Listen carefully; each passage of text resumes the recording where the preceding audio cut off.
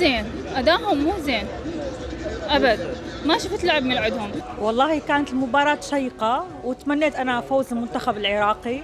هم لعبوا بس كأداء مو مستوى إنه يفوز، وصار عندنا طرد لاعب بالشوط الأول. الشوط الثاني بالدقيقة ال 75 كان الفريق الكوري هو اللي قد يلعب، بس مو زين، أداهم مو زين أبد، ما شفت لعب من عندهم. أربيل كلش حلوة، كلش حلوة أجواء أربيل تخبل. طبعا إحنا مقيمين هنا، كلش مرتاحين بيها، أمان، جوها حلو، الأعياد هنا كلش حلوة. والله كانت المباراة شيقة وتمنيت أنا فوز المنتخب العراقي، وإن شاء الله التوفيق لنا المباراة القادمة.